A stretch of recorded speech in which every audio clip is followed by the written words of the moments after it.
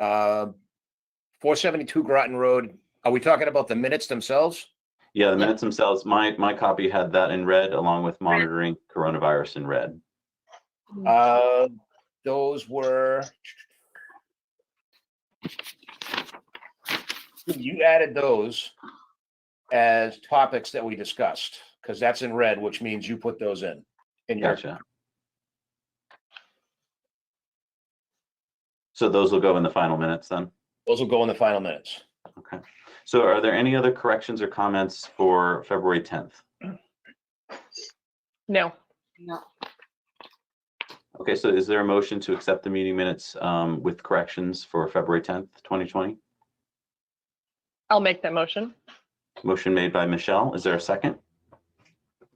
I'll second. 2 seconds. All those, any further discussion? Those in favor of the motion, please say aye. Aye. Aye. Those opposed? I wasn't there.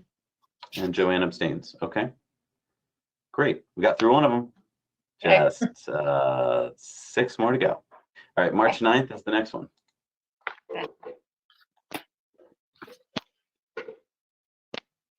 I just had a very small one on that. It was just on the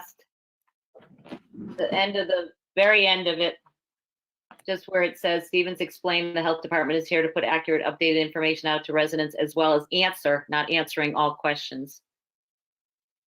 Jeff, was this the one I sent stuff in on? Stephanie, I'll have to look. Because Okay, hold on. I can try and look too. I know I had a lot on the March 16th and March 24th ones. Those might be the ones that I had. It was 2 of them. Yeah, this one was. I didn't have anything on this one. Yeah, that was the only one.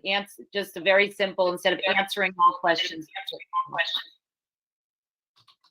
Okay, I think I found my changes now. Yeah, 16th and 24th. Yeah. Okay.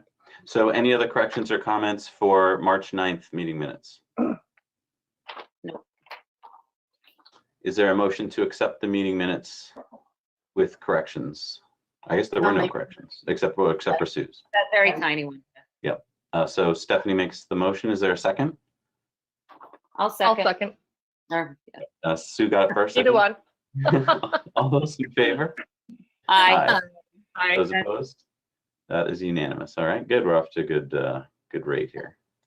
Next is March 16th. Oh boy. Yeah. Which is next? March 16th. Oh, we just did that. Oh, you know what, Michelle and Stephanie, maybe we had the same changes. So one of you, whoever wants to go for it. So my big question here was at the end, we had a roll call to adjourn, and I don't think we were in executive session, so I don't know why we had a roll call. That I'll have to look at the tape on why that happened then, because I can't remember that. Oh, yeah. And that was on my notes to you, Jeff, so. Okay. Yeah, I've got those in front of me, and I would have to go back and rewatch the end to see why we did that. Did this have something to do with being, I don't know why. And it was at 10 a.m.? Yeah, this is a morning That meeting. was the morning one, right when with the schools closed. That was Yeah, right. I don't remember. I do vaguely remember that we did a roll call, but I don't know why we did. Maybe we weren't all seen or something, and so we did it that way just so that it would, I think it was because we couldn't all see each other, so we That's did what it was, I think. Okay. so that it was clear who was speaking. We were meeting once a week, and not everybody had a webcam at the time. Gotcha.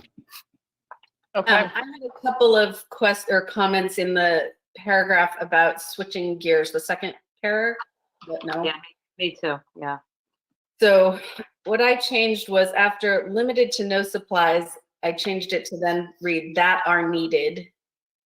I don't know what was. I just got my changes in here. Then that are needed to be going into, and I put the residences of people who have flu-like symptoms.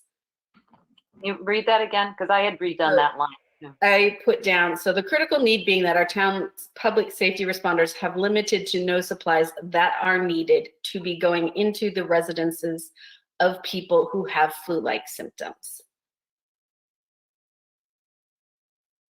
Okay, so just clean that sentence up. Right. And then went down below where it says 295 masks in storage, but can only release a small amount rather than little, I think it was. Yeah. And then further down, after it talks about Michelle pharmaceutical settings at a biotechnology company, and added that there are no supplies to be had. And then the only other thing I had was in the following paragraph, after it said that Stevens explained all information is posted on the town's website, and then I put, and that paper copies have been sent out. Yeah, I did that. Okay. Anything else, Sue? Well, I have to say that same one about switching gears, I actually changed it even more. I didn't like that.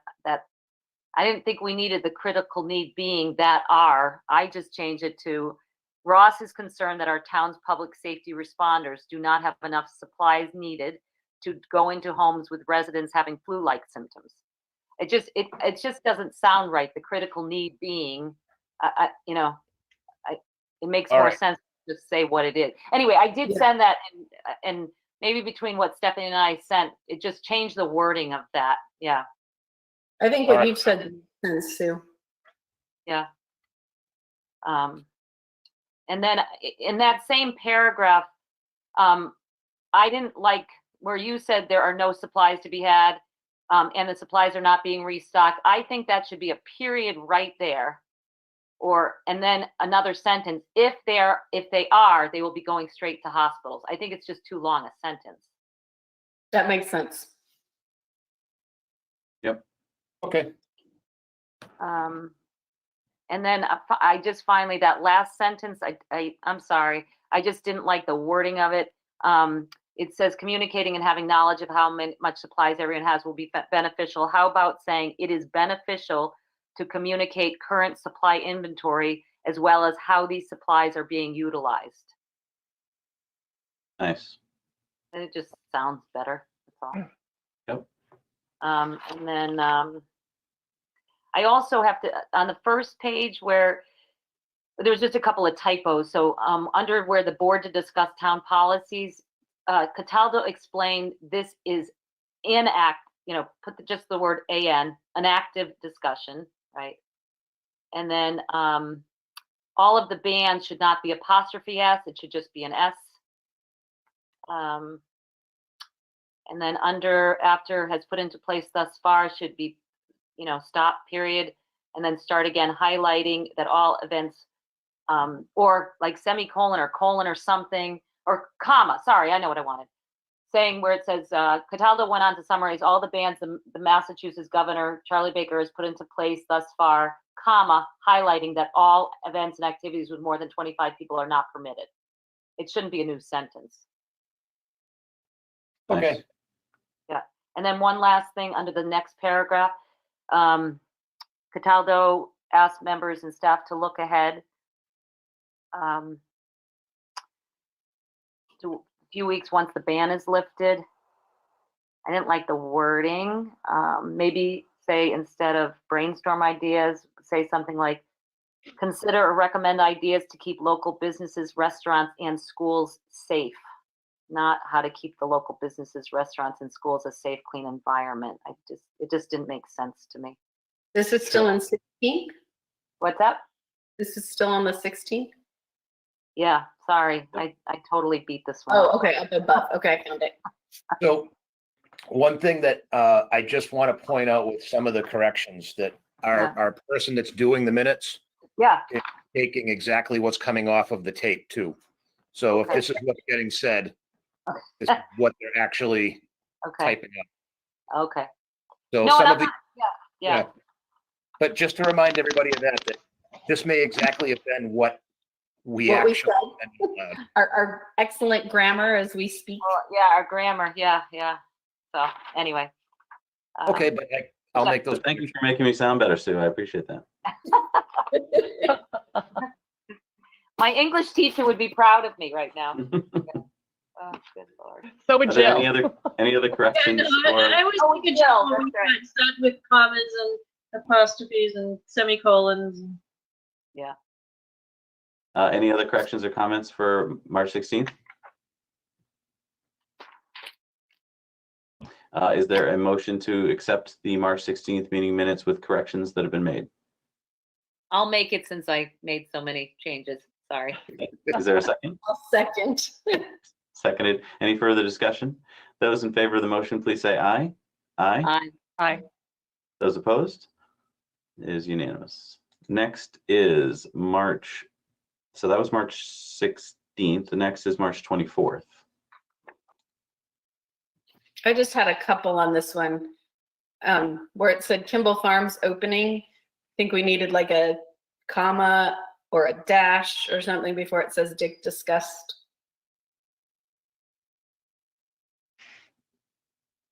Where is that? What page? First The page. front, right under board met remotely.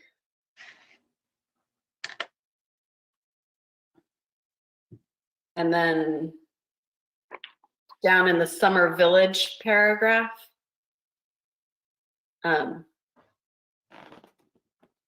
After it says, after discussion with several different departments, Stevens stated that they don't see a need to prevent the facility from opening.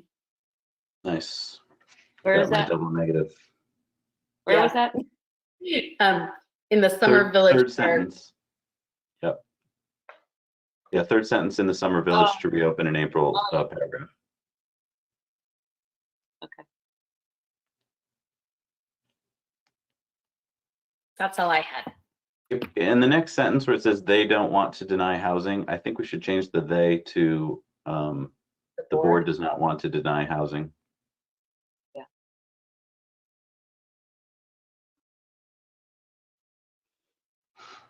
Okay. I have just a couple more on that. Sure. Under the reusable bags and spreading COVID-19 paragraph, the sentence that says Hanley recommended, Did you see it? Could you just change that to Hanley also recommended, if you could just change that to Hanley also recommended people wash and disinfect commonly used surfaces. Not recommended for people to be washing and disinfecting, just Hanley also, recommended people wash and disinfect commonly used surfaces. And I think then, I sent similar comments to Jeff Yeah. on that. okay. And then just under essential supplies in town, I think a little of the wording just needs to be changed to let's see. So where it says taking notes of what supplies, maybe just change it to our taking notes of what supplies are in, I'm not read my notes. Are in stock, and then prepared and shared a spreadsheet to essential personnel with what we have and what we don't have. And then I think the you could just say what we have, period. some- We don't have to say what we don't have. That's true. Yeah. Yeah. And then, and just finally, when it says something about Stevens, explain we are doing good, I'd rather see the word well in there. It's, find it now. In the paragraph under general questions, or where is that?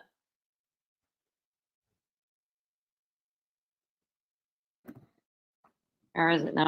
I wrote my notes. Now I can't see where it is. Under Oh, essential. it's there under essential supplies, just like the next two sentences down. No, it's the next sentence.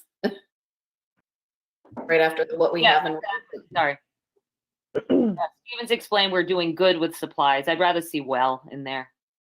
And yeah. So that's it. And then under general questions in the second paragraph, second sentence, Stephen's name is spelled incorrectly.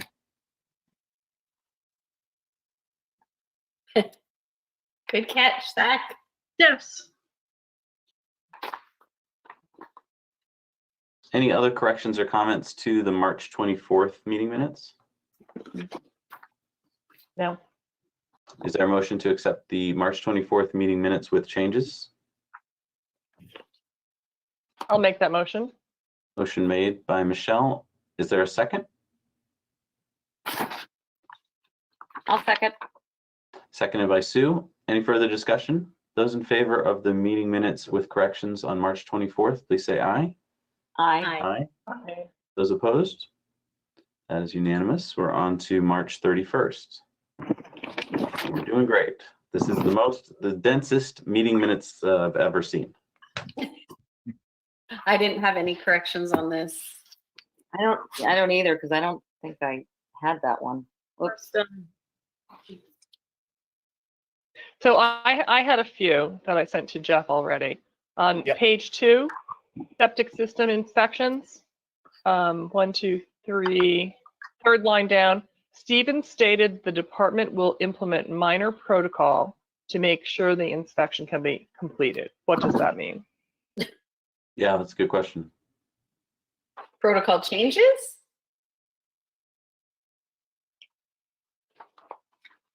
I will go back through and see what we actually said. It's But- probably Okay. changes. Yeah. Yeah, we did make some changes to make sure people are getting the inspections they need. So I'll just rewatch that portion of that and change Yeah, that. I think to save you time, I think if you just add changes after protocol, because I pretty much recall that was, you were just saying you just had to make some slight changes and then you could continue doing inspections. Yep. Yeah. And then the Massachusetts Department of Health update, the last sentence, was it daily or weekly? I personally don't recall. Weekly seems reasonable. We get a weekly update, which is why we were meeting on Tuesday at one point. Because they were Right. doing a weekly call at 3:00 on Tuesdays. No, but So- we do daily updates. We do add daily updates to the website, for sure. Right, that's what this is about. Yeah, that's what the question is. So So it would be to see daily. it is daily. I can change that. Okay. Actually.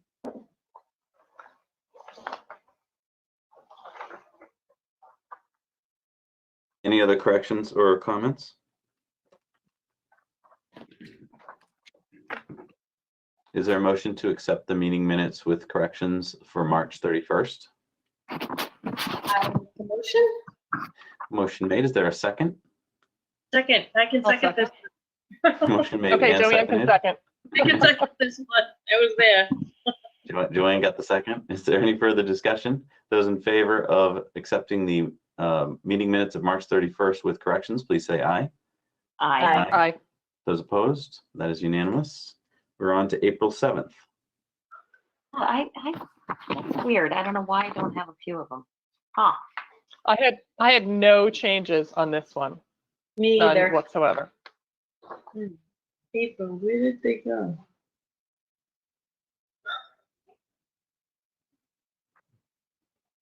Oh,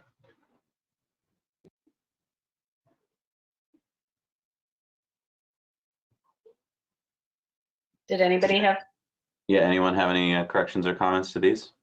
Mm-mm. Everyone's happy with them? No. Is there a motion to accept the meeting minutes of April 7th with no corrections? I'll make the motion. Motion made. Is there a second? I'll second. I'll second. Motion made and Stephanie seconded. can. Any further discussion? Those in favor of the motion to accept the April 7th meeting minutes, please say aye. Aye. Aye. Aye. Those opposed? That is unanimous. And we're on to our last meeting minutes to do tonight, which would be April 14th. I also had no changes whatsoever to these minutes. I had a few, actually. Okay. Sorry. Just under complaints, I didn't like the wording as for market basket, they are already reduced. So I just, on that one, I just said maybe that sentence we could change to as for market basket, they have already reduced their occupancy to 40%. per the governor's order, et cetera, et cetera. We can And- eliminate the as for and just start with Market Basket. Yeah, Market Yes. Basket has already. Market Basket has already, you don't need to say as for, yeah, that's good. Yeah, so Market Basket has already reduced their occupancy to 40% per the governor's, Mhm. and then I like where it says staff and the board feel that the Market Basket is doing the best they can. I would put a colon and then say they now have glass shields up in front of the clerks at checkout, like say, explain why, and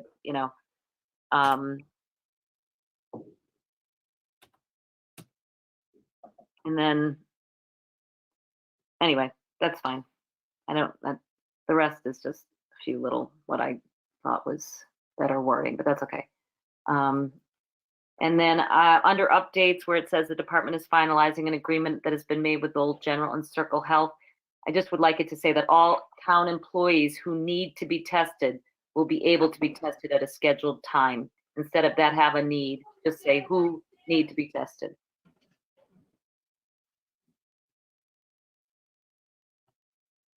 And that's all I have.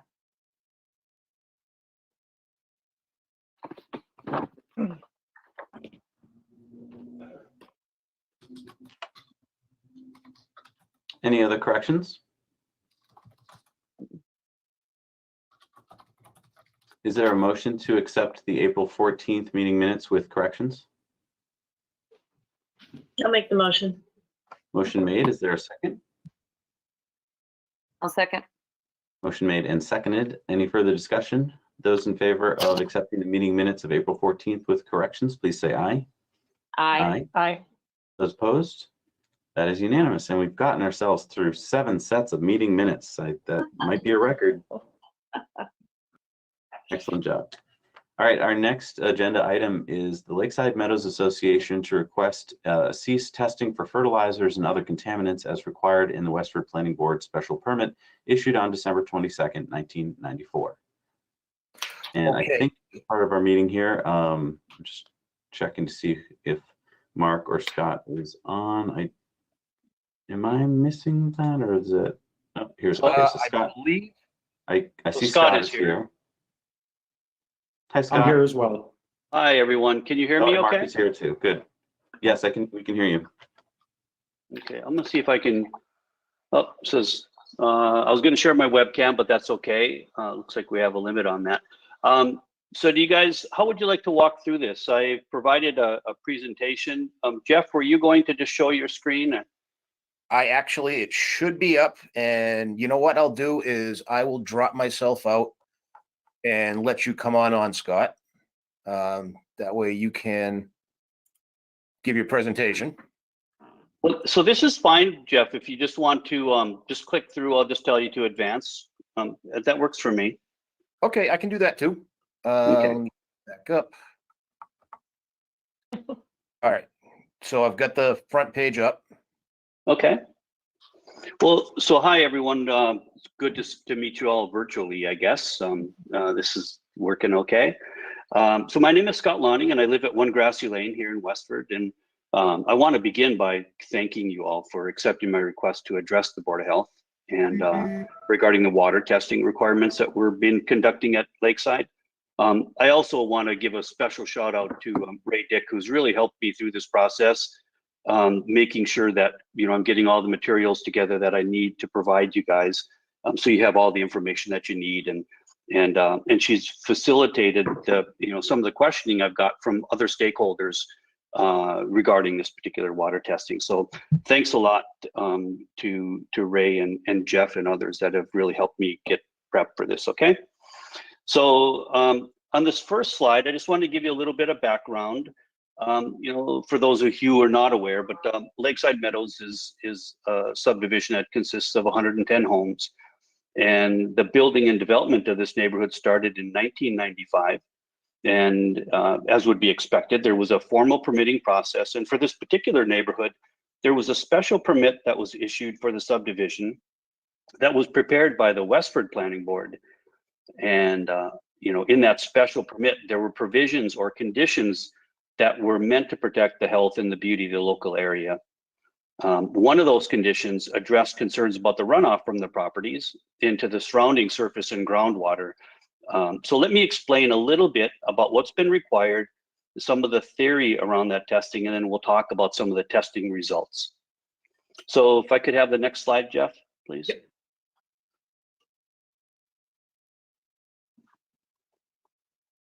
So my daughter was kind enough to help me with this graphic. It's something that I swiped off the web, and then we modified it to I think reflect a little bit more the the situation here at Lakeside Meadows. And really, what I wanted to describe for you here is the monitoring well that you see in the center there, and we'll talk a little bit more about those. But these monitoring wells are really designed to test the groundwater, and there's multiple sources of this groundwater.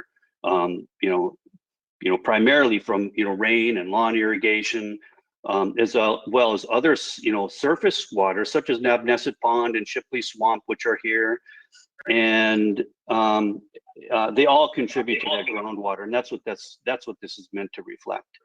And as you'd expect, cell surface contaminants, things of great concern like nitrates and phosphates, can leach into the groundwater and cause contamination of the area wells, as well as flowing back into the adjacent waters. So monitoring wells were strategically placed in the neighborhood to ensure that there were no contamination that might result from the subdivision itself. Okay. So next slide, please. Yep. So this is, this map shows you the strategic placement of these wells. And, these wells were placed after considerable discussion and debate on the subdivision, as there were numerous questions that were raised by the potential impacts by abutters and other citizens. And there was much discussion, as there should have been, about the fact that this site abutted 3 sensitive receptors, including the 115 acres of Nabnesset Pond, which you can't see here, but if you look at monitoring well 102 at the top there, Nabnesset Pond is essentially right off to the right there. And then, of course, there's the 25 acres of Shipley Swamp, which is just down, if you will, towards the middle right side of the map there. And Shipley Swamp is about 25 acres. And then in the bottom right, you can see there's a monitoring well 9. Right there is 17 acres, which is owned by the Westford Water Department, and there's a water supply well that occupies that space. That's right off Nutting Road. So the order of conditions required that we monitor these wells on a biannual basis, and we do that typically in the spring and fall for the analytes that I've listed here on this slide, which includes a number of inorganics, but also organics and chlorinated herbicides and pesticides. And in 2009, Mark Koss presented to the Board of Health, and the conditions were modified to allow us to reduce the testing of herbicides and pesticides. So we still do that, but it's every other year now. And that request was, I think, approved based on the historical data that showed that we've never tested positive for these analytes, and the fact that many of these herbicides and pesticides, in fact, had been banned for many years prior to the modification of those conditions. So I certainly would have supported that approach at the time. So this has really been an ongoing discussion between the town and the Lakeside Meadows community, which I think has been quite collaborative and informative for all involved, and most importantly, has been data-driven. Because again, I hope that you understand that the residents here, we love the area that we occupy, and we are as concerned as anybody about the health of the environment and then the citizens of Westford, of course. And so at this point, we have much more data, and in fact, approximately 19 years of testing has been completed, and I'd like to provide you a summary of that data tonight. So maybe before we get into the details on some of the analytes themselves, I'll pause and see if there's any questions at this point about kind of the setup for this data discussion. Just a quick question for you, Scott. When I'm walking along the swamp there, if about mid of this picture, there are some wells that I see. Are those not part of the testing regimen? Those are for something else? So, you know, these wells, these 4 wells here are the only 4 wells that are being tested. And I don't know if Mark has any views on what those other wellheads are. They certainly weren't part of the required testing, but I'm not quite sure what they represent. I don't know if they're off-gassing. Yeah.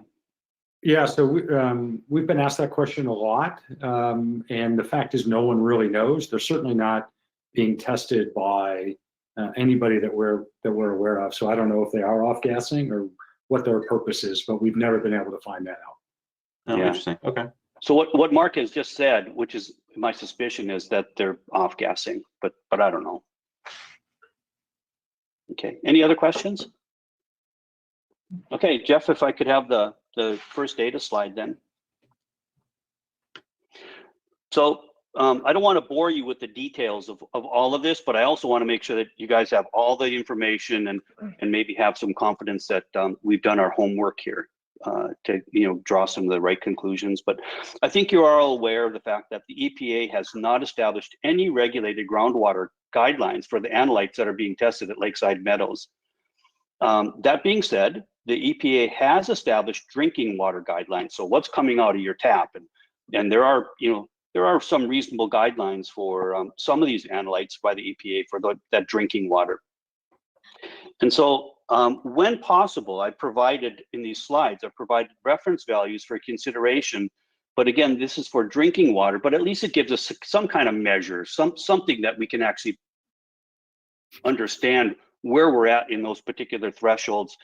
So tonight I'll be using 3 different terms that I want to make sure that I define for you. And the first term is what's called the maximum contaminant level, or MCL.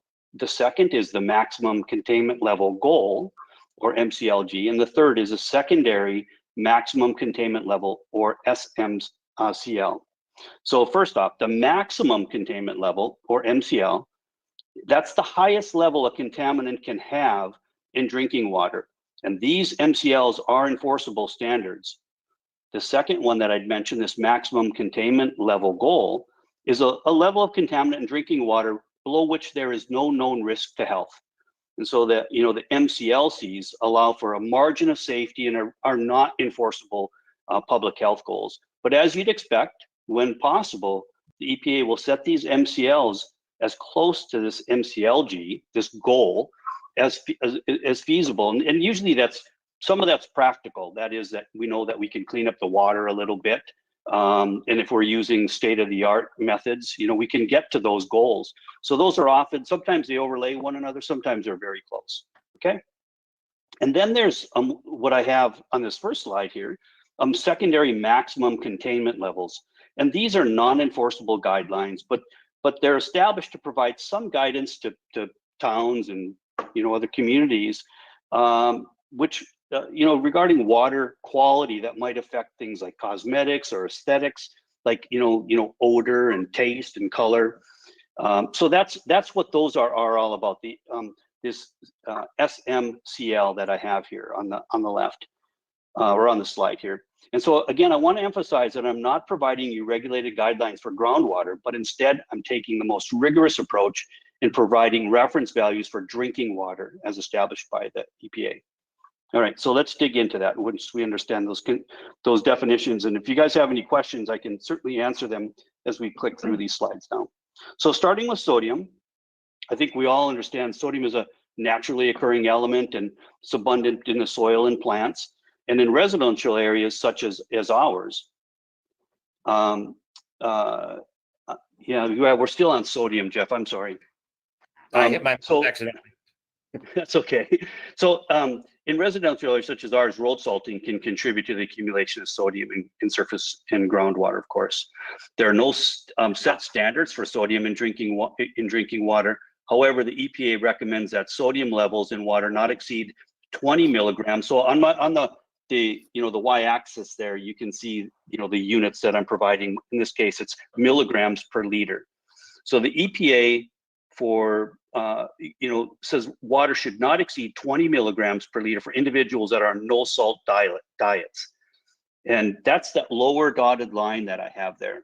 Now I'd ask that you please dismiss this upper value that I have here, this 250 mg per liter, because that's actually just that's chloride, not sodium. But the EPA, so let's just forget about that line up on top. The EPA has suggested that drinking water should be at 30 to 60 milligrams per liter, which is a threshold for test sensitive segments of the population. Most individuals, I don't think any of us here could even detect the presence of sodium at that concentration range. So as you can see from the chart provided, there doesn't appear to be any accumulation of sodium in any of the test wells. And even at the highest levels detected in that monitoring well 102 I have listed there, we're just at the upper end of values that are considered good by the EPA for drinking water. Okay, so that's sodium. It doesn't look like road salt's a big issue in the neighborhood. If we could go to the next slide, Jeff, please.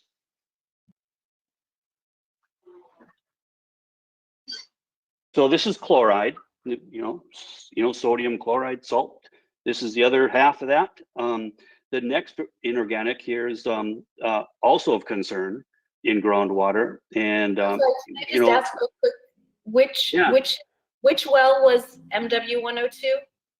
Where was that one located? Yeah, so MW102 was the one that was up on top and closest to Nabnesset. So, if you remember the map, it's the one it's by Grassy Lane, kind of intersection of Grassy Lane and Lakeside. Okay. Thank you. Sure. So chloride actually is increasing in many aquifers across the U.S. And in a subdivision like ours, similar to sodium, road salt will be the major source of ground and surface water contamination. Hey, Scott, can I just interject one thing? 102, I believe, is also, Stephanie, I think you would ask that question, is also one that's closest to our road to Lakeside Terrace. So that is historically, as you can see from the chart, the ones that have been higher than the other three. The other three tend to be further off the road. Okay, thank you. All right, thanks, Mark. I thought I've been learning through this process myself, guys, and thought I found it interesting. I thought maybe you would too. That the aquifer system that underlies Massachusetts is what's called the glacial aquifer system. That goes across the entire northern U.S. I found that interesting. I didn't realize the aquifers were that large. But we're seeing increases in chloride in those, all the aquifers, including the one that underlies Massachusetts. And in some testing, in fact, we are now detecting chloride levels, not here in the community, but chloride levels that exceed the 250 milligrams per liter SMCL. Again, because it gives it a bad taste and a little bit of a bad odor, so that the EPA has established. As you can see, we still remain below that 250. In fact, as I look at the data, I can see that the data kind of oscillates around perhaps those levels at the beginning of the community. So it doesn't look like there's any significant accumulation. So that being said, though, chloride in drinking water can affect, the fish and aquatic life. So we need to be mindful of that. And but it does not appear to be harmful to humans. There's not much concern there. Okay, so if we could go to the next slide, then, Jeff.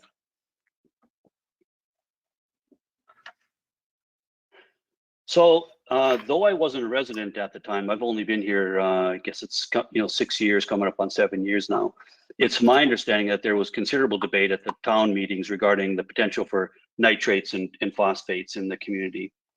And in a subdivision like ours, these nitrogenous compounds can come primarily from lawn fertilizer, but also poorly maintained septic tanks.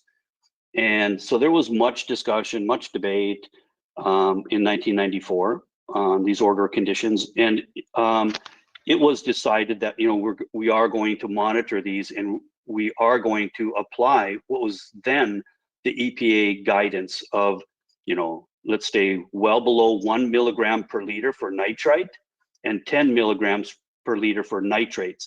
We also, I don't know if, you know, who's familiar with the, you know, the nitrogen cycle, but we also measure ammonia as part of that nitrogen cycle. And so I'm going to show you those three analytes. As you can see here for nitrite, we have, you know, no accumulation of nitrites, and stay well below that, you know, that 1 mg per liter level that's been established by the EPA. Okay. Next slide, please. So nitrate will be converted to nitrate, and that's what I'm showing you here. And the EPA's maximal contaminant level is at 10 mg per liter. And as you can see, again, we stay, you know, well below those measured values. Now, I should also note that in Massachusetts, the Commonwealth has wanted for planning purposes to keep, again, drinking water nitrates below 5 mg per liter. And we're even below that, again, for drinking water, okay? And then the last nitrogenous compound will be ammonia. And that's the next slide, please, Jeff.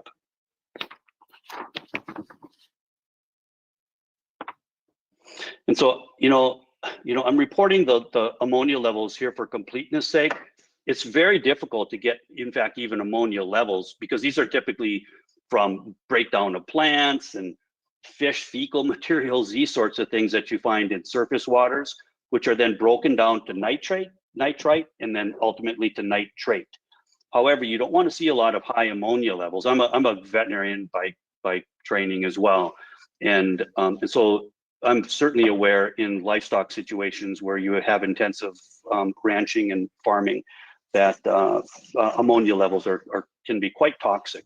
The same thing happens in surface waters where you want to keep these ammonia levels as low as possible. And so again, I'm not quite sure what to say other than in Canada, where they've taken probably a pretty close look at this, better than most. We find that the maximal regulated levels up in Canada run about 400 milligrams per liter, and those are the only values that I can find, because these are not even typically reported out. I'm not quite sure why we're looking at them, but I also wanted to share with you and be complete in the analyses. Okay, but you can see there's no accumulation. It looks like these values just fluctuate around the initial values. Okay. The next one is of concern, and that is phosphate. You know, in natural ecosystems like we have here, you know, phosphates can be derived from the erosion of rocks, et cetera, et cetera. But we can certainly contribute to that by fertilizers that we're applying to lawns and those sorts of things. And there is no established regulatory guidelines for phosphate like some of these other analytes. One of the things, and that's why I have the next slide I'm going to show you in a second, but one of the concerns about phosphates, of course, just as they're good for our lawns, they can also cause, you know, these blooms, these, you know, weed growth in surface waters. And so it's important that we monitor, I think, the surrounding waters as they have been monitored. But as you can see, these values, there doesn't appear to be any, you know, significant elevations in phosphates. In fact, they essentially kind of fluctuate. Looks like there might have been an increase about 5 years into the development, where the values came up a little bit and then have, you know, been kind of oscillating around those means.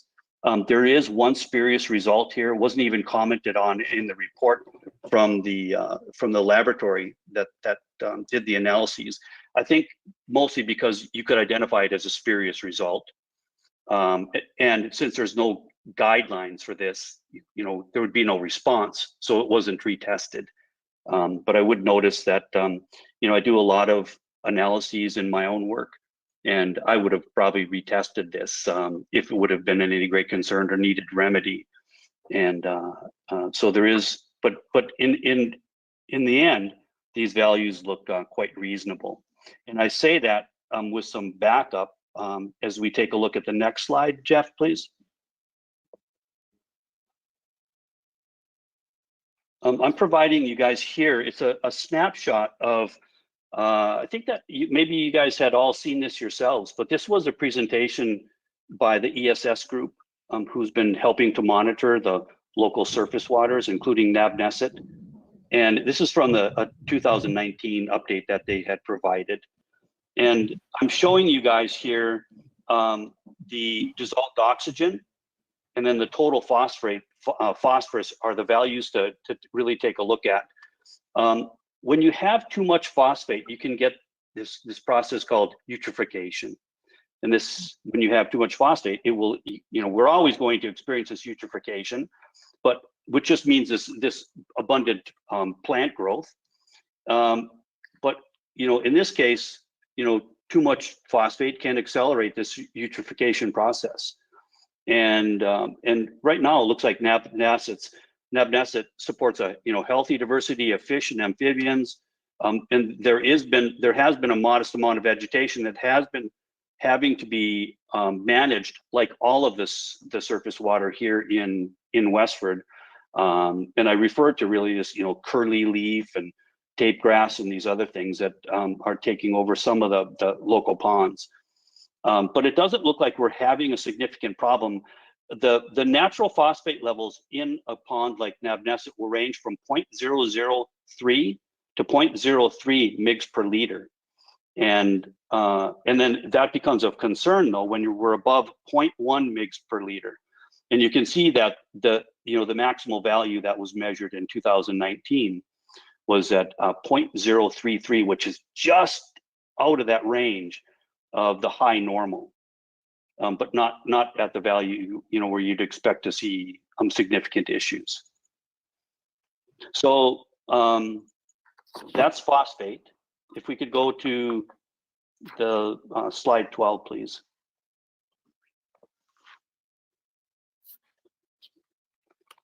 So these organics were they weren't in the original order of conditions. I'm not quite sure why they were incorporated in the testing. I think I certainly would have supported that and do support that. But so the organics were never really part of that original order conditions.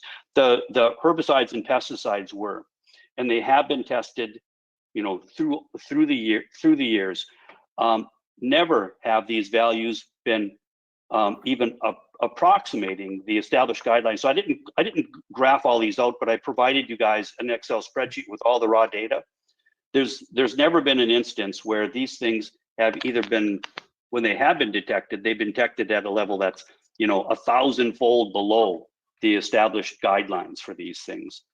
And so these are clearly not a problem. And it's why I think the first time you guys took a look at this, you thought it might be prudent to go ahead and reduce the frequency of testing. But again, those raw numbers are available for you guys if you guys want in that tabulated form.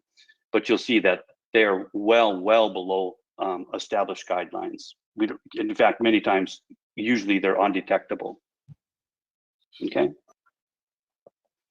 So next slide, please, Jeff.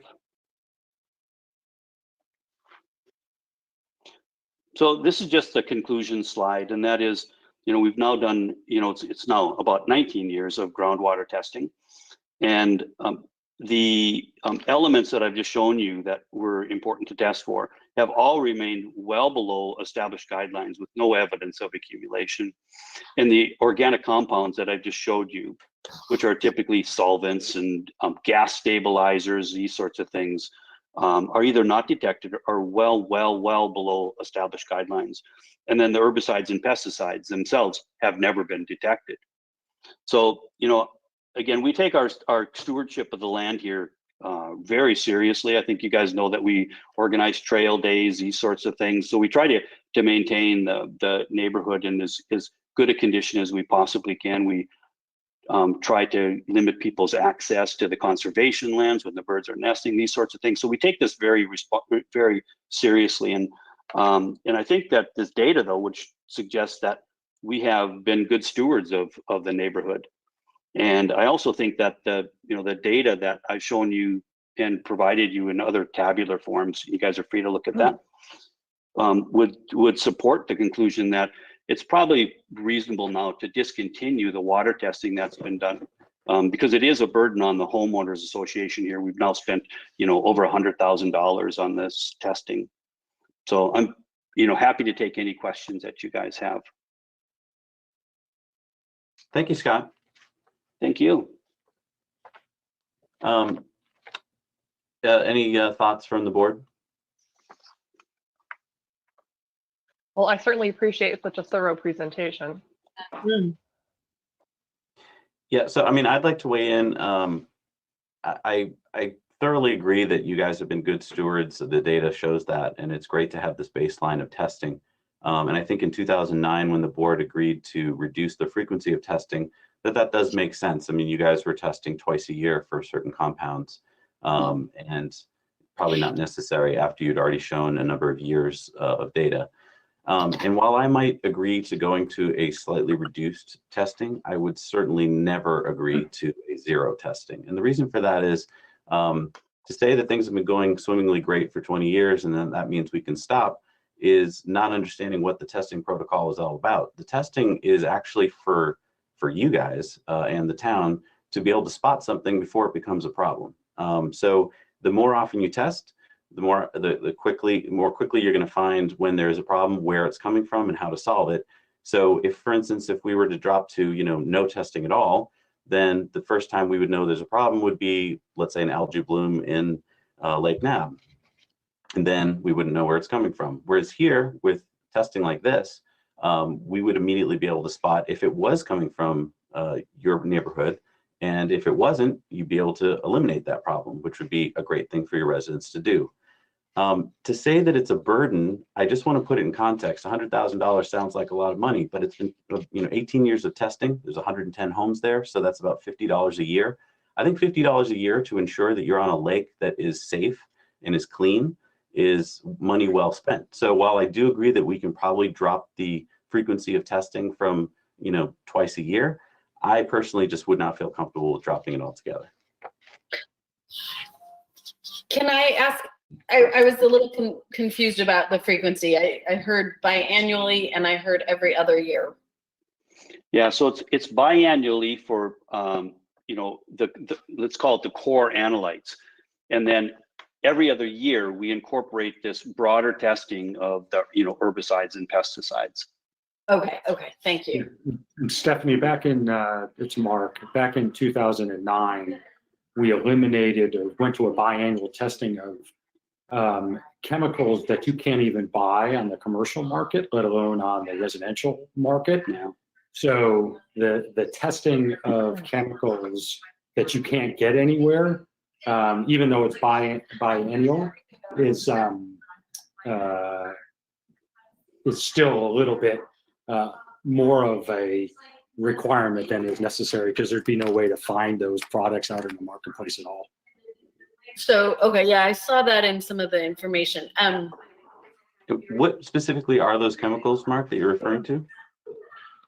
Zach, I should have known you would ask that question. So when I go back, Scott, you might have the 2009 report. I can barely remember a selectmen's meeting from 2 weeks ago, let alone not 2009. So, Scott, do you happen to have? Yeah, let me try to open it up though. Might take me a second here. There were some fertilizing materials that are no longer allowed, if I recall. Yeah, that's a lot of them. Yep. That were used in farming activities and other commercial-like activities, and then were eliminated by those as well. And we're saying they're currently out. Well. Yeah, so I don't have the list, but here's what that information must have been provided in 2009. It said that we test for 22 pesticides compounds and 10 herbicide compounds. During the 11 tests, not one of these compounds has been detected. And then that's why I think somebody must have provided some detail around this, because it says 55% of the pesticides and 40% of the herbicides that are required to test are now banned in the US. And Yeah, so, and that list, Scott, was provided by Jonathan. yeah. But the point is, you know, we still do that extensive panel. They've never been detected. Yeah. Can, Ray, do you want to weigh in here at all? Is Ray here? Are you there? Yeah, I'm here. Sorry, I had trouble unmuting. That's okay. So, yes, so I've worked extensively with Scott. I have checked with the Nabnasset Lake Association to see if they had any concerns about their request. They do not have any concerns requiring, they have no problem if the board decides to eliminate the testing. I did check with Carol Gumbart from Conservation. She also, what happens is Carol and I both sit on the Healthy Lakes and Ponds Committee. So we are looking at this testing for the lake several times a year. We're looking at this and we're aware of, you know, the phosphate concerns. I've talked with the water department, the town engineer, just to let you know that we have reached out to other departments that we think, you know, this would affect. And so they were all on board. The water department did have, initially they had a concern with toluene, and I spoke to Scott about that this week. There are trace amounts that's found in petroleum products, and it's I don't have it in front of me which well it is, but it's a well that's at the end of 2 streets. It's a dead end furthest from the lake, but it's by a drainage pond. And yeah, and their concern was, you know, they weren't sure where that came from, even though again it's trace amounts. It doesn't meet any of the levels for EPA requirements for drinking water by any means, but they were just kind of puzzled by it, like, where does this come from? And as I said, it could come from a landscaper, you know, that's filling up, you know, it goes into the storm drain. It could come from runoff from cars, any kind of gas leak from a car, and goes into the drainage area. So they did agree with that. I mean, looking at all the data, a lot of the contaminants they're testing for have not been detected, and they are extremely trace. So in my opinion, I feel that I'm in full support of them no longer being required to test. The monitoring wells that are out there that you were talking about earlier, the water department does have monitoring wells out there, and they did say that they would also test if there were concerns. So that's my opinion. Thank And you. if I can just interject one other thing for those on the board who are not aware, one of the requirements that the subdivision has in its order of conditions is that every septic tank in the neighborhood must be emptied every 2 years. So it's that is a huge potential problem to the extent that it weren't. And I do believe that's one of the reasons why a lot of this has never become a problem. So each house gets pumped every 2 years on an alternating schedule. Used to be with, it's not with Greenwood, but for years was with not Matley, but the other gentleman from Westford.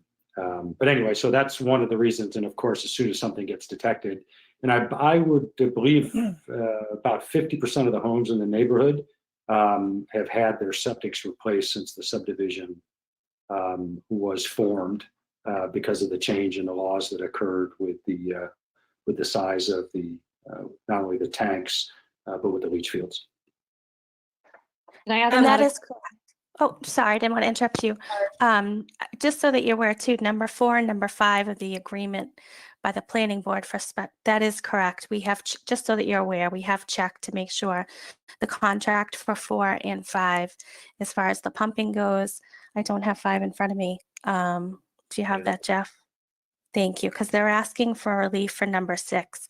So for the, we have seen that to make sure they're pumping the tanks biannually. We've seen the contract. We've seen all the pumping records. And number 5 was sorry. He did send that information along and we sent that to you. They do have a contract and they have record of every contractor they've used in the last 20 years. So I just have a question. Are there other subdivisions in town that have these requirements for testing? No, But there aren't other subdivisions in town on a lake like Oh, this. That's what I'm asking. What, is there another? Is this the only one? Yes. no. Summer Village, no. So my question is that this is a planning board requirement, not a requirement to the board. Correct. So So the I was just planning- going to ask the same thing. So Yeah, so- talking with the planning board, Jeff Morissette, the director of land use management, he said that what would happen is these folks would need to come in front of a planning board in May, and that what they would do is they would need to ask for an amendment to the special permit that's filed in the deed, but they would be looking for the health department's blessing, so to speak, or whatever they're going to amend or require or not amend. Whatever you decide. Right, the Board of Health was put in charge of testing responsibilities.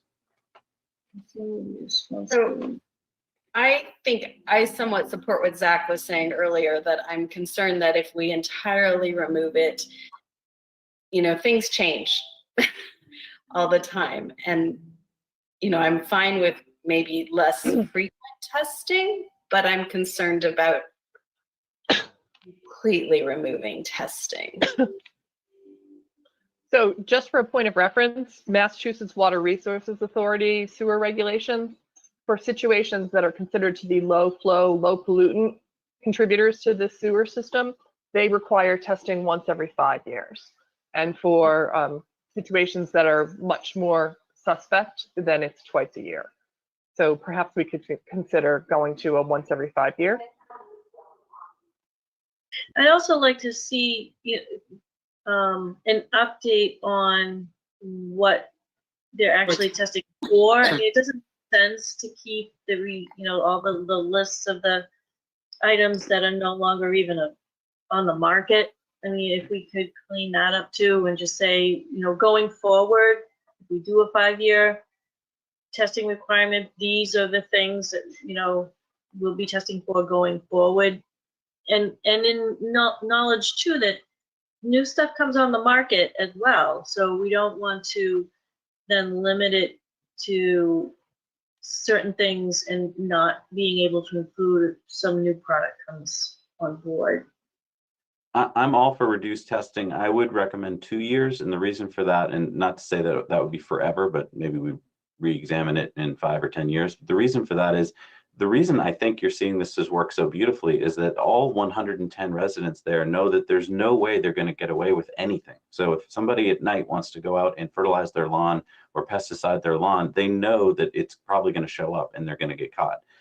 Once you start going to 5-year testing, then you probably know that you won't get caught. And so that's, I mean, we have a neighborhood on a lake. We want to make sure that nothing goes wrong. And I think that, while maybe we've been testing too frequently now, and now that we've got good data, it shows that we can reduce it. I think going to 0 or to 5 years is still the wrong way to go.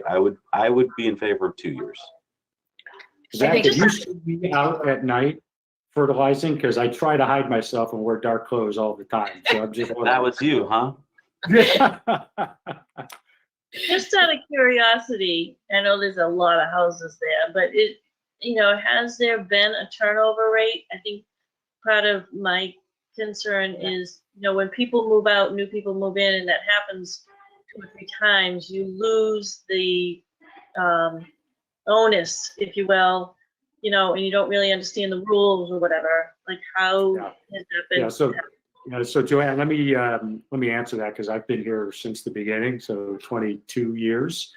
Yeah. So I bought the house when I was 10.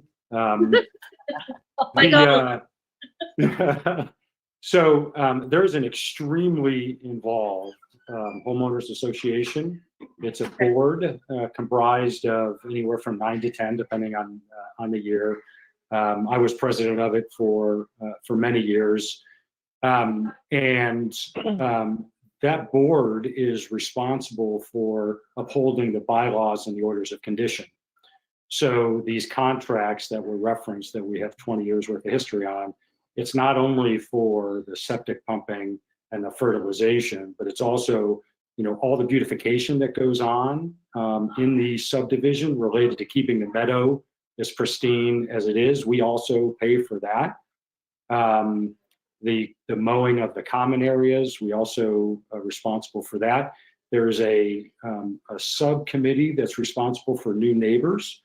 So when new neighbors, for example, a next door neighbor of mine just came in, they get a welcome package. We make sure that they have the bylaws and the orders of condition. And Scott's on the board now, so he can speak to it, but they meet at least once a month. And they review all kinds of things from architectural responsibilities that the board has, as well as with these orders of conditions in the bylaws. So it's never an excuse for a neighbor to come in and not know what the rules are. And if somebody is seen, for example, just upkeeping of yards, this community is fairly involved. If somebody kind of steps out of line and is not taking care of their property, properly, it gets reported to the board, and the board does a fantastic job of politically correctly approaching the homeowner and make sure that they take care of things. So I can speak to that. Just for 22 years, it's been that way. Yeah, I would also mention that in the deeds, these conditions and requirements of living in the community are part of the deed process. Right. And also the homeowners are well informed. I mean, we put out newsletters. We just had an annual meeting last week. I think we had, it's 110 homes in the community. I think we had 80 homes that were part of that meeting. And so I think it's a pretty active community, and no offense, Zach, but I don't think that people That's great. I'm not, and I'm no way trying to disparage what the community is doing. I'm talking about going forward, and I'm talking about the fact that if this weren't for money, this would be something that I would never want to stop testing for. It's just that I understand that there is a burden. So I agree with Joanne that there's probably no reason to be testing for chemicals that don't exist. And so we should probably tighten that up and make sure that we're just testing for things that are important to test for. I think that in itself is going to reduce the cost of your testing. And I would be supportive of reducing the testing from biannually to once every 2 years. I can support that. Again. I support that too, Zach. Can we, is there and I don't need to put the burden back on you guys, but, or someone to come up with that list of, to clean up that testing requirement list? I mean, I think Ray would probably be the person to do that, just because she probably knows what are the things we need to be looking for. Sure, happy to. I'm happy to work with Scott and Mark on that. Because I agree, if there's chemicals that we haven't found in 20 years and that we don't expect to find, then it is not worth to keep looking for them. Right. Maybe we can, circle back and discuss whatever that list is, and maybe it's, a much smaller abbreviated list that isn't, so much of a heavy lift. And, if we do 2 years, I would be okay with 5, but, if we go with 2 and see how that goes and see what we find, get some data, and then, who knows what's going on. But, I think this list from 20. I'd like to comment. I'm sorry, go ahead, Jeff. What do you do to test again? So there's a certified lab that comes out, and they go to each of those wellheads. They pull their samples, including, looking for, the, solids that you would find in there, like the salts and those sorts of things. Checking conductivity, temperature, blah, blah, blah, all of those things. And then there's a chain of custody that goes to a certified laboratory to do the analysis themselves, It's usually June or July. June or July? Yeah. Oh, I'm sorry. You asked when. I'm sorry. That's all right. I'm interpreting for you, Scott. Okay. I gotta tell Yeah, you I think guys, one of the things I'm still concerned about is the phosphates, so I don't want to not test. So Ray, is it possible to work with Scott that prior to, and Scott, you could probably work with the lab because the timing is, it varies between June and August. Generally it's June and July, but maybe come up with that list and then have Scott come back before you prior to releasing the testing mandate for that next one and gain alignment on what that would be, and maybe make June or July the if you do recommend 2 years, that would be the July test for whatever the reduced number of items that would be tested, and go from there. We'll meet on June 8th. Will that give us enough time to do that? I think that's Right, up to Ray, Right, right? we could probably do that between now and June 8th, correct? Absolutely. Yep. All right, well, I'll help you to make sure we can get that done. Great. So would it make sense then, Jeff, for the board to make a motion to grant a, I guess, I don't know if this is a variance to their permit or if this is a recommendation to the planning board for their permit? I guess it's planning board's permit, so this would be a recommendation to the planning board. It would be a recommendation to amend the current order of conditions, whatever that recommendation would be. So you'd be recommending to amend items, item 6 in the 1994 order of conditions. So is there a motion to amend item 6 in the order of conditions for Lakeside Meadows Home Association to monitor the groundwater monitoring wells every 2 years for the list of contaminants that Ray will be coming up with working with Scott? I'll make that motion. Point of Okay. order. And Yep. Should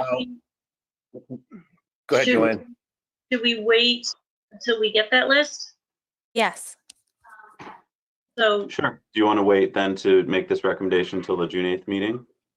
Could we continue it to the June? That's fine with me. I would like to have that list put together before you make a vote, so we can tighten it to exactly what we want. Okay. Okay. And Stephanie, is that okay? Do you withdraw the motion? I'll withdraw the motion. I think that makes a Hey, lot of Zach. sense. Does Zach, that work? can I for just you? add- Sure. Yeah, sorry, just, Jeff, can I just ask that maybe you can let me know, and I'll communicate to Scott, when the planning board's meetings are in June, so that we can, so Scott can get on their agenda post the June 8th meeting of yours, and just be prepared for that. Yes, I will talk to Thank Jeff you. Morissette tomorrow morning. Great, thank you. when do they usually meet you? I believe they're meeting on the 16th. No, they can't meet on the 16th. That's a Saturday. 18th. June or May? May. 18th. Yeah, but in June, June. So they would meet, So they meet after us. it would be the 15th, I believe. Do they, what would, so if we vote on whatever our June date is, will they have enough time to get it onto the planning board agenda? I yeah, will- so that was why I was asking. So I think Scott can ask to get on their agenda as long as there's at least 48 hours between your meeting and their meeting for them to review the materials. I think they should be fine. So Okay. yeah, they meet the week after us. So that would be the 15th. So they'll have a full 7 days prior to their meeting. And they'll pretty much know it's coming anyway. They already do. They're waiting to find out what happened to them. Oh. Yeah. Okay. It's like you two work together or something. Okay. Great. Well, thank you, Scott. Thank you, Mark. Hopefully that'll work out for everybody to get that done before your next testing. And I think that, I mean, I think this meets, you know, I think personally this is a good compromise because I think it's going to drastically reduce the cost to the homeowners, but it's also going to still be protecting the lake and the homeowners association. So thank you tonight for your presentation. Great. Thanks, you guys. Yeah, thank you very much for Thank your you. time. I appreciate it. Bye. Bye-bye. All right, Jeff, if you wouldn't mind putting up the agenda. Let's see.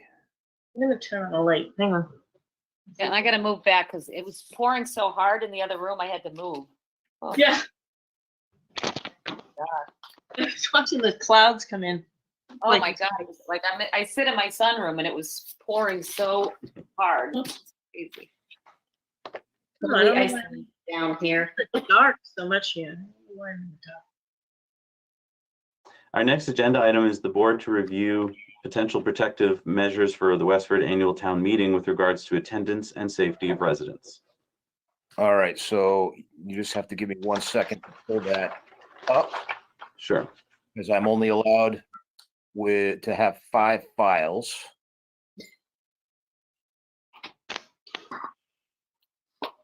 Can you guys see that? Yep.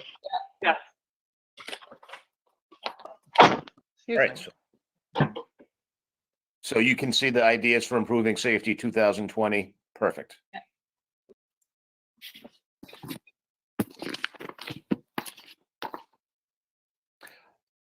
All right. So the reason why that's in front of you today is obviously town meeting in its present form can't happen and didn't happen.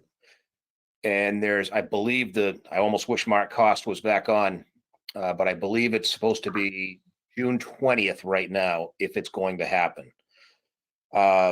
So there's obviously a major concern for resident safety to make sure this is going to happen. When it does happen, how will it happen? Where will it happen? So what Jody asked us to do is just have this list, which I provided all of you, and see if we have any comments on better or greater measures to protect, or even ideas that people haven't thought of yet. That's really what this is about. It's not necessarily, there's no vote to be had, but it's an all hands on deck to see what we can do to help make sure we're providing the greatest amount of safety to all the residents. So, I mean, Not bigger. Can you blow that up a little? Let me try.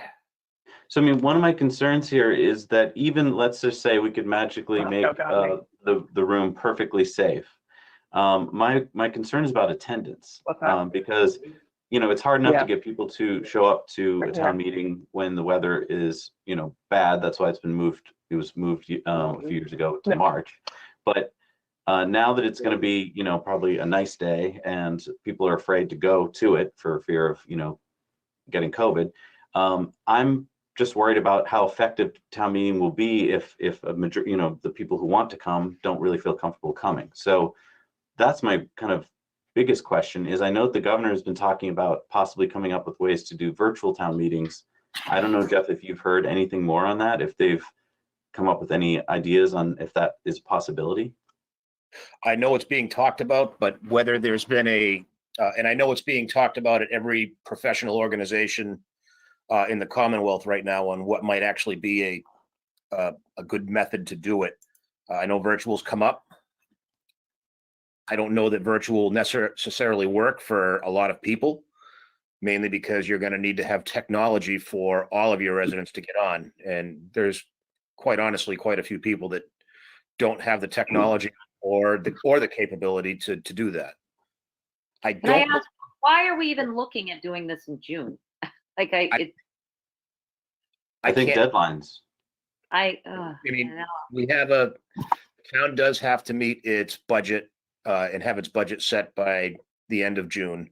30th. So roll forward on July 1st. Okay.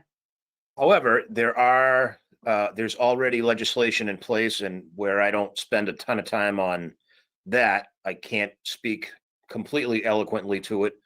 but there is some language in place that's going to allow people to, or allow towns to vote on 1/12 of a budget and moving forward. So in July, they'll be able to vote on that 1/12 of the budget. In August, the same thing, with the Right. hope that we can have an entire meeting to vote on the rest of the budget.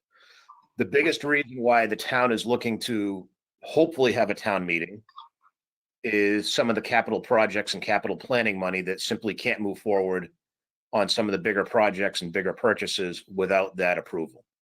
So this is nearly an effort to make sure that if there's a possible way, that we can do it. And I do think that our town manager is very much resolved to make sure that whatever we do is the safest for the residents, and it's not just about getting this done. So it's just to find out if there's we can think of that might be helpful or not, and maybe we've gotten no further recommendations at this point, and maybe our recommendation is we don't have it. Well, so I would like to So- give some thoughts here and to get your thoughts as well. So when we talk about holding it at, say, Kimball Farm or outdoors, I know that that's appealing to a lot of people because the idea of being outdoors seems nicer than being indoors. But as we've been learning about the spread of the virus, airflow has a big role to play here. And so if it was a windy day, let's say, Right. then that works against you. Right.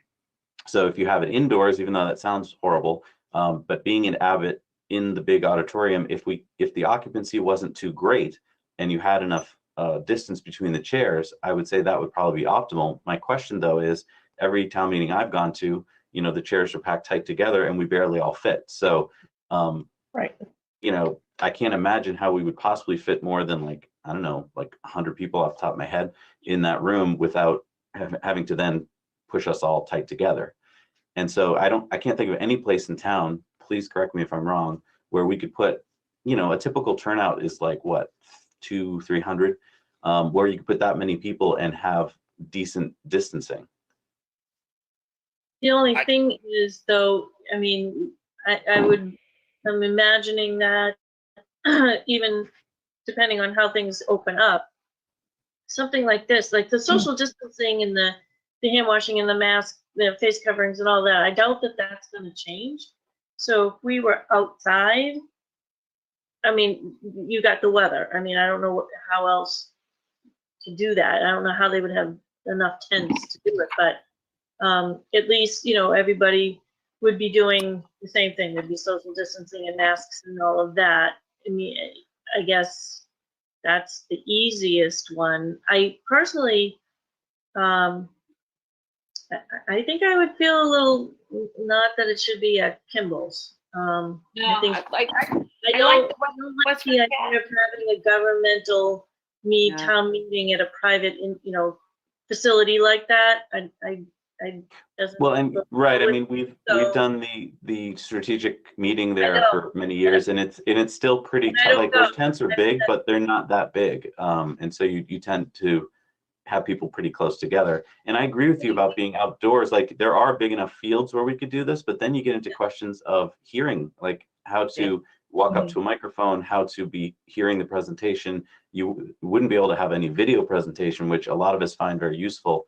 So, I mean, that's why I'm asking about virtual, because I totally understand that not everyone's going to have a computer, and we would have to come up with ways to solve that problem. But for if we could get everyone a computer, at least like right now, we're able to see the same document, we're able to hear the speaker, and the question then becomes how to vote. That's out of my pay grade. I have no idea how to do that.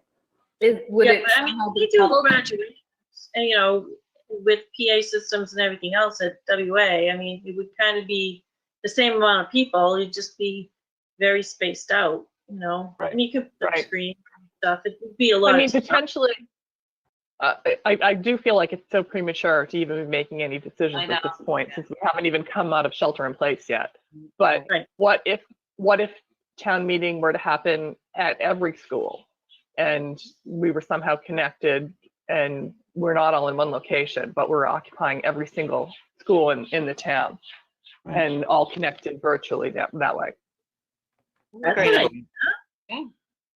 Or maybe a school could be used for people who don't have the technology. So, there's certain because then you wouldn't need as many classrooms. So it could be like one school or maybe multiple schools have the technology so that you could go and, because keeping as many people virtual as possible would be the way to go, I would think. Yeah. It's just No, the voting Mhm. part. The Yeah. voting part, right? Yeah, but you know what? Even with the voting, and I'm being very simplistic here, but like if you guys ever done Kahoot on the computer and you have to vote on something, So there's got to be technology out there. Is my point. Like that gives you the opportunity to vote. That each person can put in a vote. So. Zach, I totally agree with you. I think virtual is the best way to do it. And they do have platforms that you can have hundreds of people on it in their own homes, I just think if the governor starts hearing that towns would like to have that possibility of doing that, then maybe he'll be pushed to try and look into it more. And secondly, maybe this year we could, just wait it out or, skip it altogether. But if this is going to be more of a regular thing, if we're going to have pandemics now and then in the future, then we should figure it out. No, Let's hope not. Yeah. 1 in 100 years is more than enough. That's more than enough. I hope so. I hope so. oh, man. Well, Yeah. I like the idea of maybe using every school almost in a borough setup where you go to your district Mhm. where Whatever you maybe socially distance in each school. Instead of having 200 to 300 people in one place, you've got 50 people in one spot, separated. Mhm. I wonder if more people would show up. Yeah. That would not be the Not all goal. mushed into the cabin. That's not the goal. Stephanie's like, stay home. But you know what I mean? Right. You know what though? I think that if you did it virtually, more people would show up. And I agree. like you think about older people in town or people that it's hard for them to get out. What a great opportunity to be part of a town meeting. Right. But they don't have, it's the technology piece. I Well, mean, they don't have yeah. But I would argue that, I mean, I've been talking to a lot of parents and grandparents during this time, and a lot of them, they're had their difficulties getting on Zoom, but now once they've discovered it, a lot of them are seeing that, once they figured out the buttons and stuff, that it's not that hard, like we've all been struggling with. So like, I do feel like a lot of people wouldn't have normally volunteered to do this, but now that they've been forced to, they've realized that it's doable. Feasible. Mhm. I agree, Zach. Yeah. yeah, well, I'm not disagreeing, but I'm just saying, to be the devil's advocate, there are gonna be people that will say, I don't have a computer. There's and people I'm that can't get 35, there in and I just person. don't have a computer, and now I'm being shut out of town meeting, and it's against my rights and all that stuff, so I don't. No, I think at the very least, we have to have some location that people can go to. Right. Yeah. Physically, if they don't have. Yeah. Right. But I think do like the the voting multiple is school. gonna be the thing that's gonna be an issue. Yeah. So what about this for an idea? What if Abbott School could remain the key location where the boards are and where the speakers are, and where people who would go there who don't have a computer, so that it would have a cutoff, so we'd figure out what the maximum number of seats would be, and they'd all be spread 6 feet apart, and then everyone else could be in virtually on that meeting. That's a great if they could figure out the voting part, and we're not worried about the Russians hacking this meeting, I think, because the outcome isn't good enough for them to care. So I don't think the level of, while probably this system we're talking about could be hacked, I think that common sense would show that like it wouldn't be worth it for anyone to do. So I don't know. I'm just wondering if we made a recommendation like that to the town manager, if that would give her some direction, at least the way we're thinking. Yeah. I can do that. What I can bring back to her is that maybe using every school as in a zone approach, and maybe a hybrid virtual town meeting where you can have a drop-in place if you really need to be there, with a virtual option if you choose not to go. So I can bring her those ideas back. Yeah. Yep. And so maybe just going back to the Abbott School thing is, I realize that the virtual part would be hard for speaking to the meeting, which is a huge part of town meeting. So maybe if you thought that you were going to be speaking to the meeting, you would go to the Abbott School, and therefore you would stand up at some point and present. But if you just thought you might have a question, since this format does work for questions, there could be someone monitoring the questions, feeding them to the moderator, and the Yeah. moderator could decide whether or not to, answer that question. Yeah. I don't know. It's less than perfect, but so is town meeting in general. Yeah, Well, that's a I think given the struggle we're in right now, there's not going to be a perfect system right now. Right. Now it's just a matter of how do we get the town's business done the most effective way we can. And I would recommend, one of the safety measures I see here is, to have extra masks and gloves available for attendees. I would totally agree with that. I would totally agree with taking temperatures of attendees. So, I mean, there's definitely, if there are any physical places, I totally think that all of these measures should probably be done. I agree. Okay.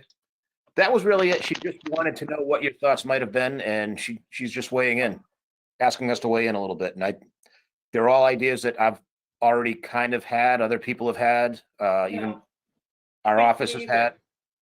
Yeah, and who knows what's gonna happen? I mean, it's day to day. So. And it may not happen at all. In fact, with regards to big town events, the word is that the WA is going to do their graduation in August. Yep. And Neshoba Tech has actually put together a presentation to me that they're asking me to approve. That school has far fewer people, and it's comprised of different schools within the school, such as automotive or cosmetology. And they're looking to do driving up to the field, have people get out, walk down the center of the field, get your diploma, which will be on a table, take your picture off to the side, and off you go. And they still get to do their graduation, but they'll do it in stages with schools, like each school, which has smaller amounts of people, and their graduating classes, I believe, around a third the size of our WA class, and that's like 400, and we've got something like 125. So they may be able to pull it off pretty easily and do it safely.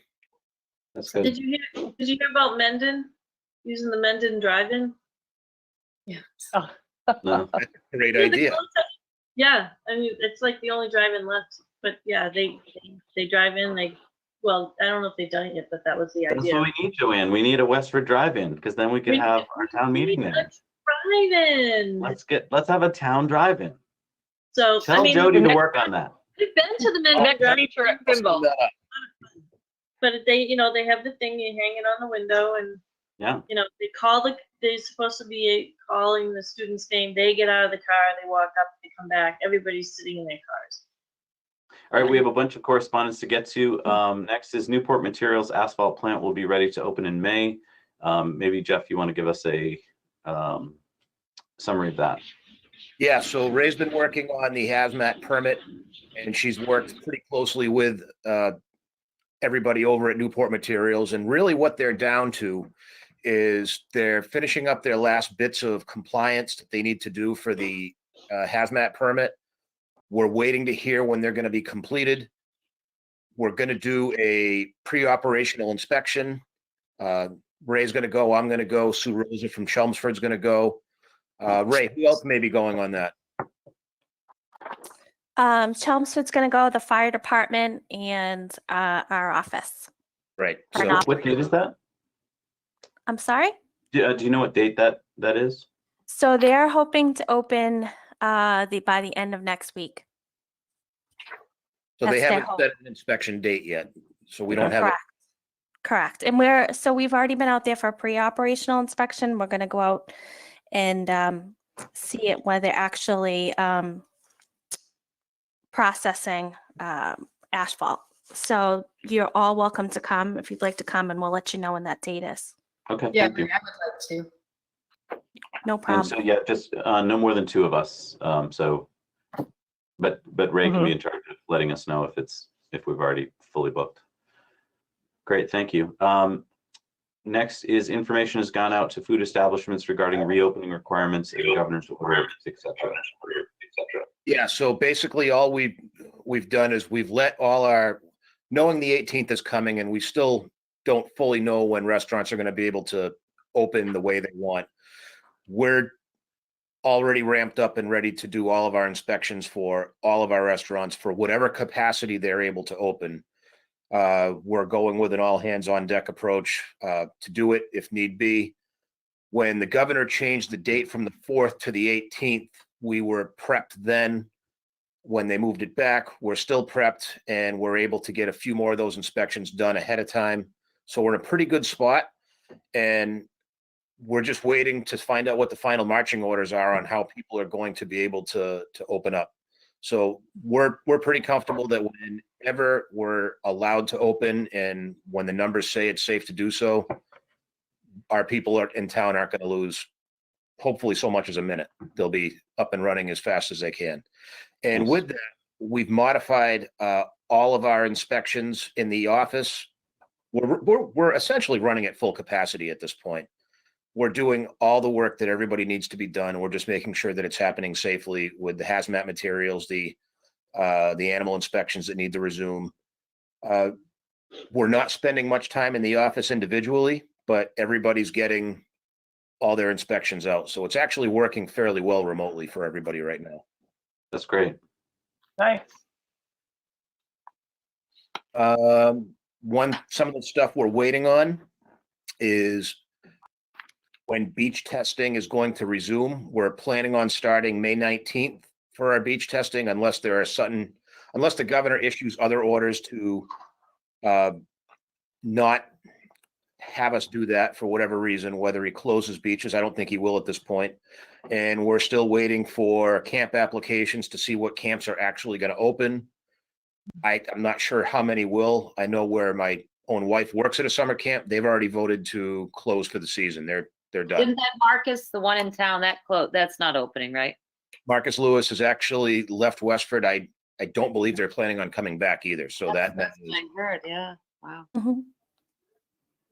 And then we've talked about the septic regulations that we are modifying, and we planned on doing that back in February, but once the pandemic hit, we put that on the back burner for the time being.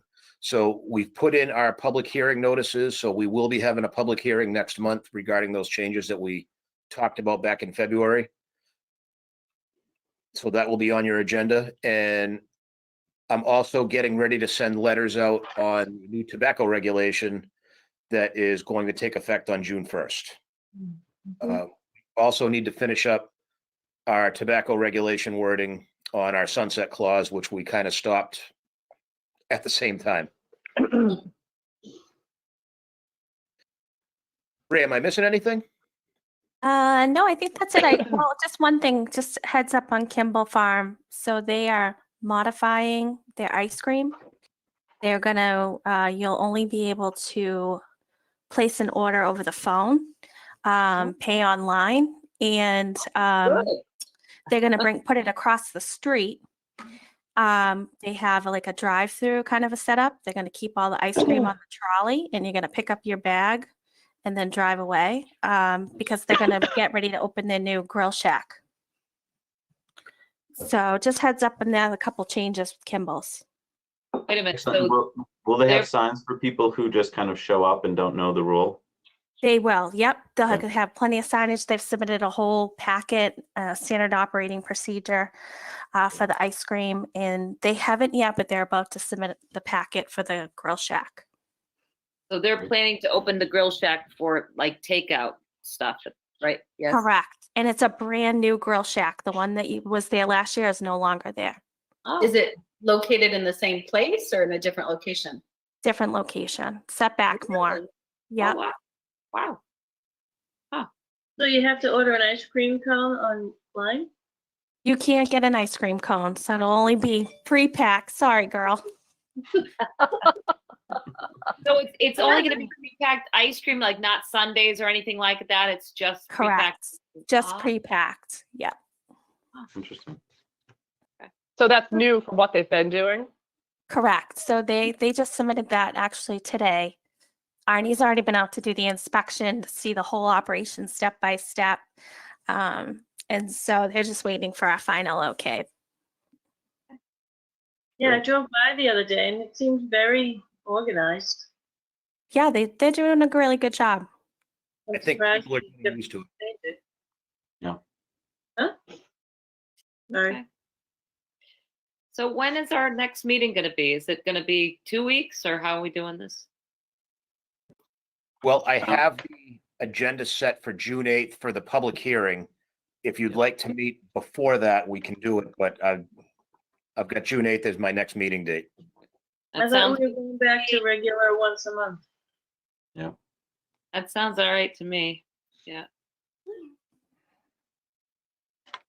Unless I mean- something really comes up that I think we really need to meet, or there's an immediate need, I would obviously let you all know, but I think we're waiting to hear what all the final phases are going to be and the reopening, which we'll find out.